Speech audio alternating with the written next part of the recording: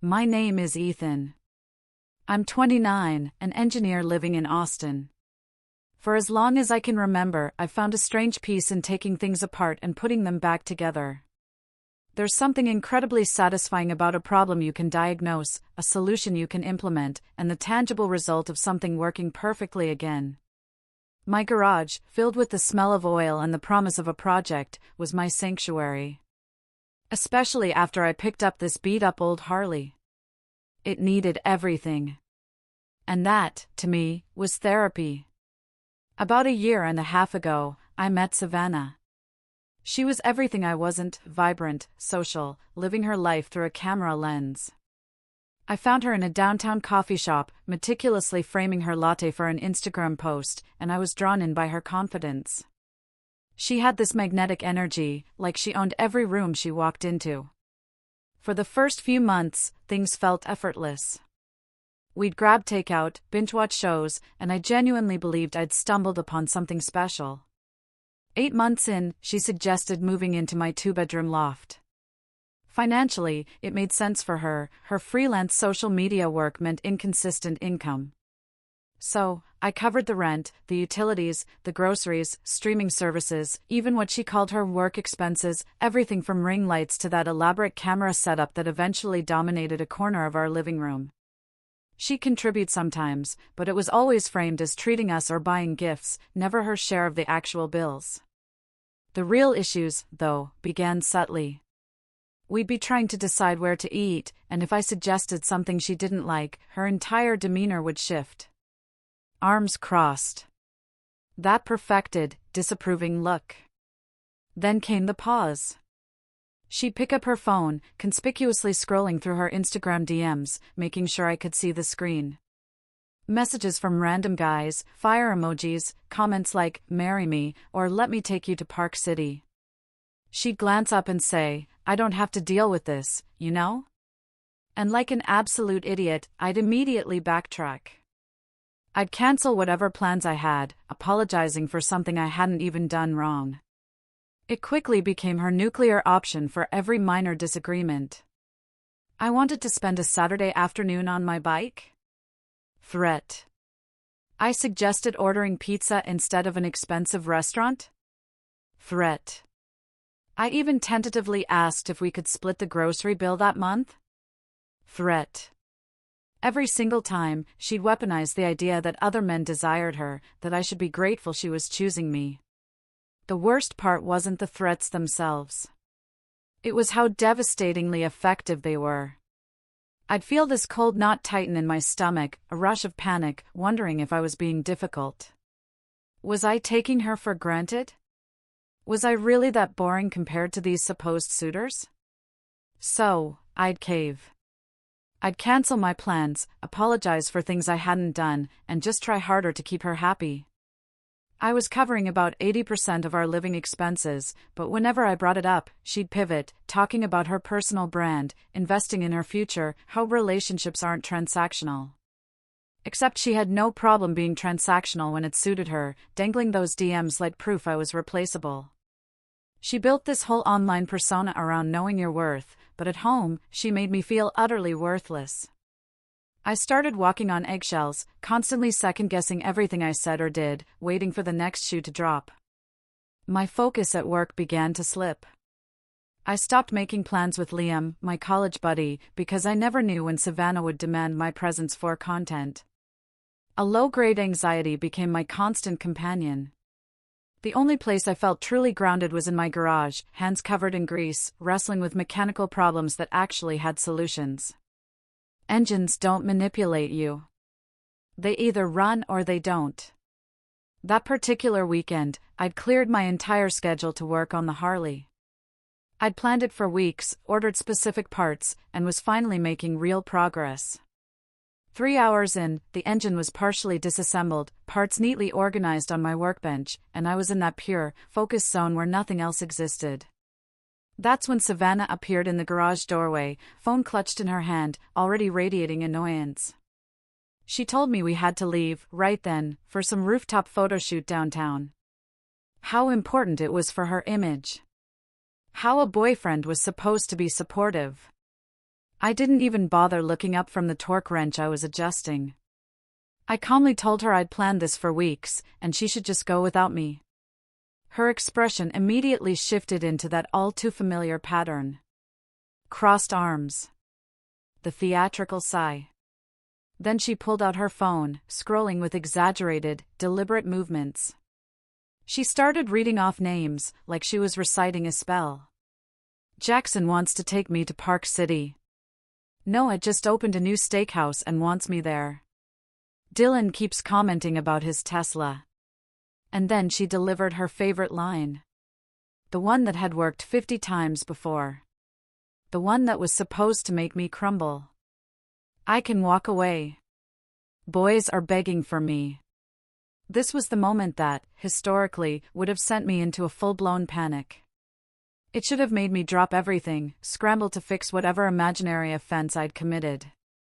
Instead, I felt something I hadn't experienced in months. Absolute, profound calm.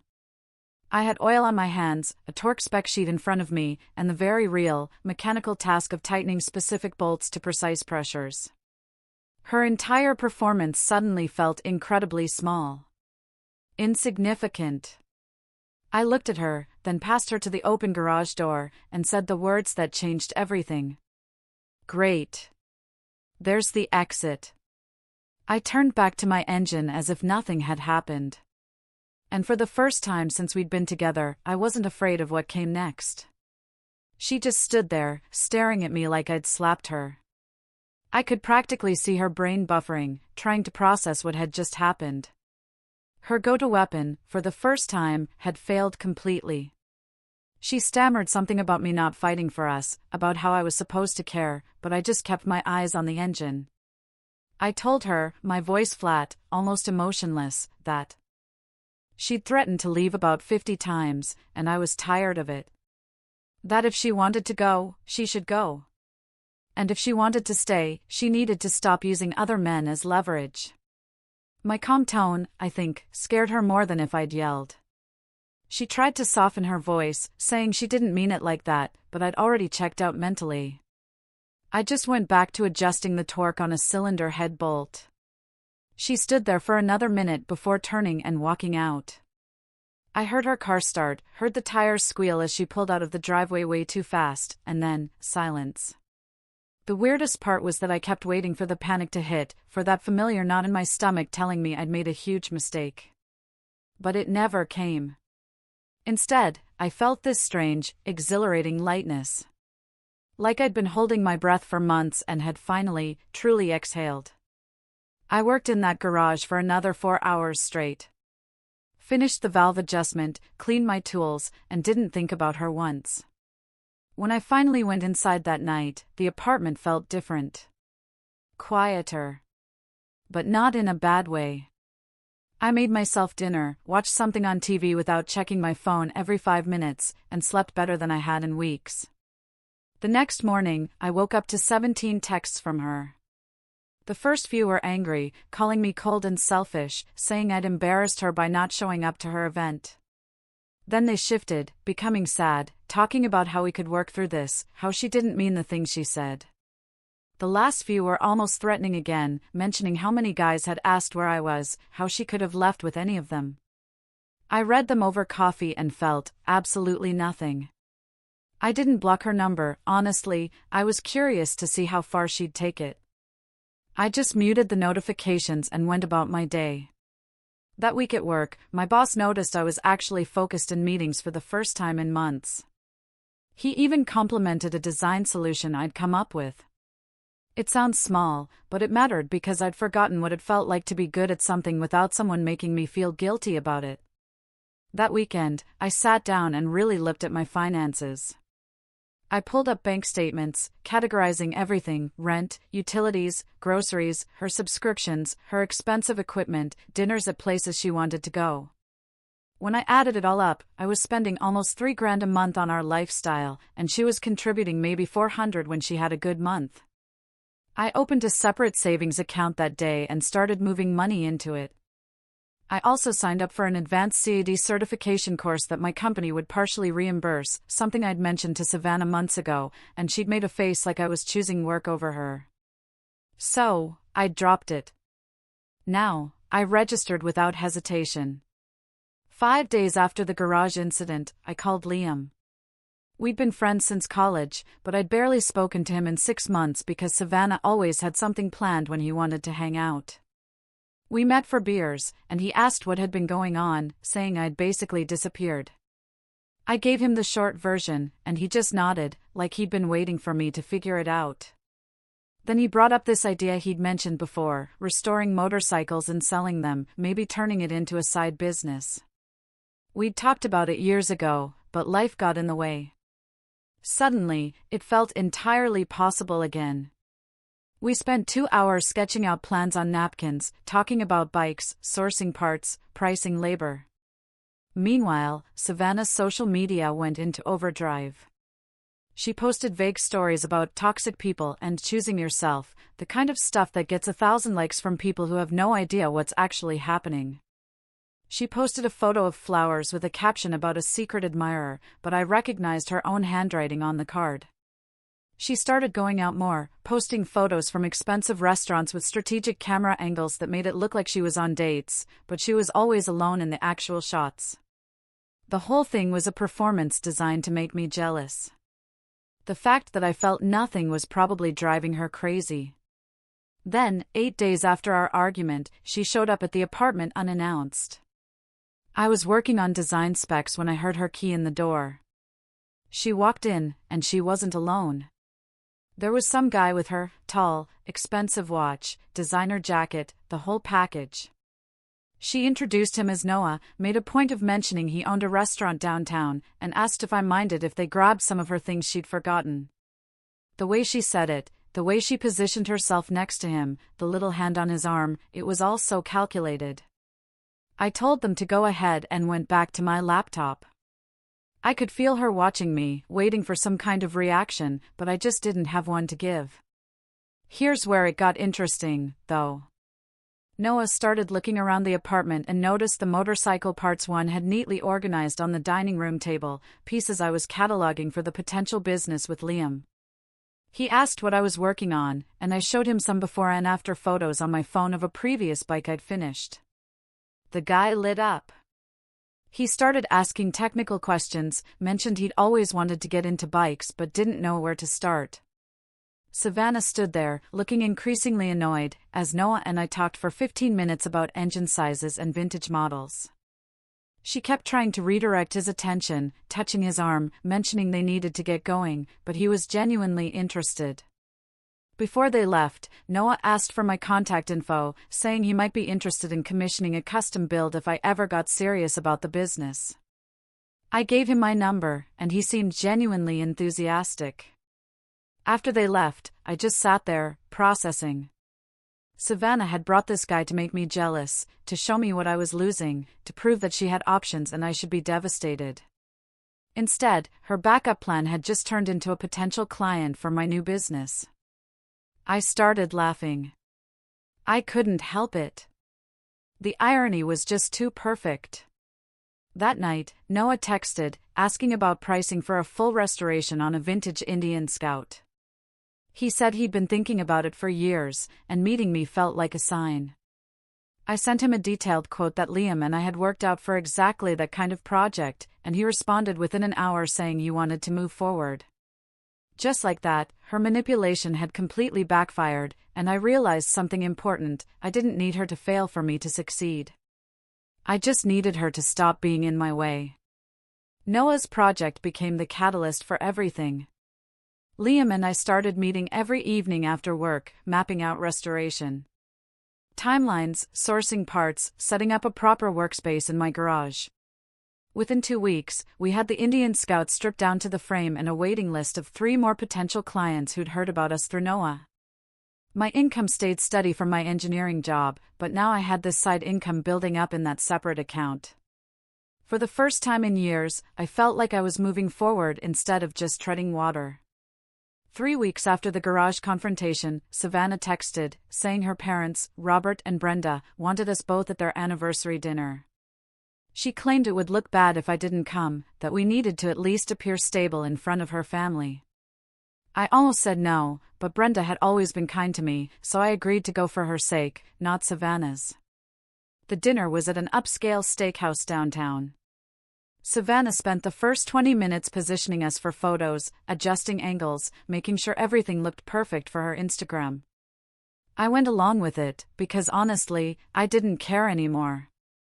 Robert, her dad, asked how work was going, and I mentioned the certification course I was finishing up and the motorcycle restoration business Liam and I had started. I could see him lean forward, genuinely interested, asking questions about the business model and profit margins. Robert owned a small chain of auto parts stores, so he understood the industry. We ended up having this genuinely engaging conversation about supply chains and customer acquisition. Savannah kept trying to steer things back to her content creation work, but her dad would politely acknowledge it, then turn right back to me with another question. Then Brenda asked how we were doing as a couple, one of those mom questions that seems innocent but isn't. Savannah launched into this rehearsed speech about how I'd become distant, how I prioritized motorcycles over our relationship, how she'd been trying so hard to make things work but felt unappreciated. She had the wounded tone down perfectly. I could see Brenda's expression shift to concern. But before I could respond, Robert cut in with a question that changed the entire dynamic. He asked Savannah how she was contributing to the household finances, whether she was pulling her weight or if I was covering everything. You could see her freeze, trying to figure out how to spin it. She talked about her personal brand, about investing in her future, about how she brought other value to the relationship beyond money. Robert just nodded slowly and asked what her monthly income averaged out to. When she gave some vague non-answer, he looked at me and asked directly what percentage of our costs I was covering. I didn't want to embarrass her, but I also wasn't going to lie. I said, roughly 80%. The table went quiet for a second. Then Chloe, Savannah's younger sister, who'd been scrolling through her phone, made this small noise and turned her screen towards her parents. She found Savannah's Instagram, the posts from the past few weeks, the photos carefully cropped to suggest she was out with other men, the captions about knowing your worth and upgrade complete. Brenda's face went from concerned to confused to deeply disappointed in about 10 seconds. She asked Savannah directly if she'd been seeing other people while living in my apartment. Savannah tried to backtrack, saying they were just friends, just networking, just content. But Chloe kept scrolling, showing more photos, more suggestive captions, and the entire narrative Savannah had been trying to craft completely fell apart. Robert looked at me and said something I wasn't expecting. Ethan, it seems like you have your life together. You shouldn't settle for being someone's backup plan. The rest of dinner was tense and awkward. We left separately. I figured that was the end of it, that she'd move out quietly and we'd both move on. I was wrong. 2 days later, I came home from work to find suitcases staged by the door, ring lights set up in the living room, and Savannah wearing a white dress like she was going to a gallery opening. Her phone was on a tripod, recording, and she was live streaming to her followers. I could hear her mid-speech as I walked in, talking about leaving a relationship where she wasn't valued, about choosing herself, about how hard this decision was. The comments were rolling in, heart emojis, supportive messages. This was her final performance, the big, dramatic exit she'd been building towards. I walked into frame, calmly, still in my work clothes, grease under my fingernails from helping Liam during lunch. I simply asked if she needed help carrying her bags to the car. The comments section immediately shifted.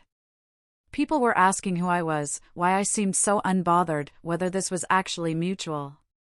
Savannah's carefully constructed narrative started crumbling in real time. She tried to stay on script, but I could see her losing it.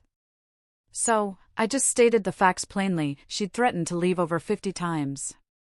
She'd posted photos with other men to make me jealous.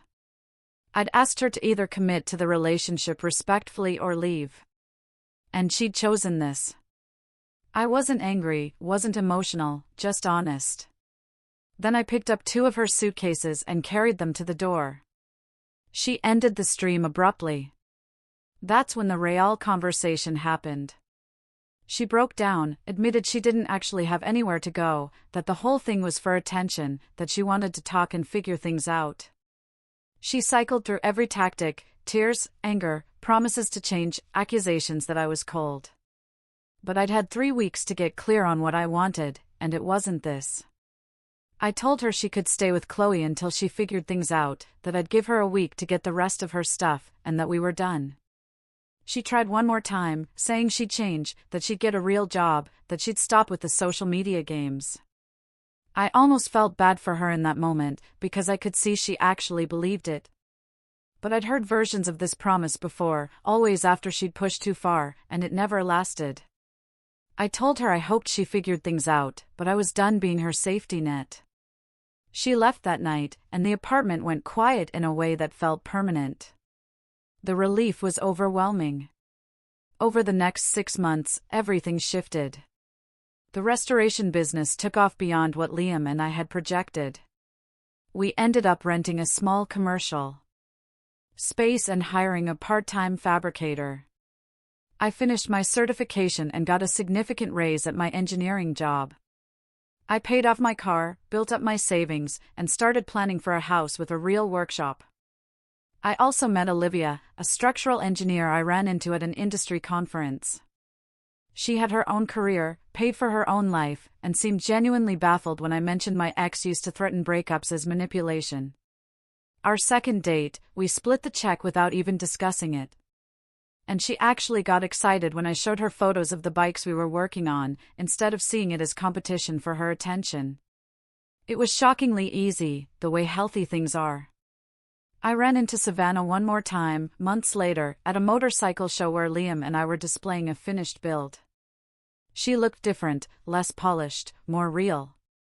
She apologized. Truly apologized. Said she'd been immature and insecure, and took it out on me. She saw Olivia standing next to our booth and handled it gracefully, even complimented the bike we'd finished. I thanked her for the apology and told her I hoped she figured things out. And I meant it. Walking away from that conversation, I realized the most important thing I'd learned: someone who truly loves you doesn't hold the relationship hostage. And the moment you stop being afraid of them leaving is the moment you get your power back. A relationship built on fear and control isn't a relationship at all. It's a hostage situation with better lighting. Real partnership means both people feel secure enough to be honest without weaponizing the relationship itself. And the difference between manipulation and genuine care becomes crystal clear once you experience both. So, here's what I want to know from you: have you ever been in a situation where someone used threats to control you? And what finally made you realize you didn't have to play along anymore?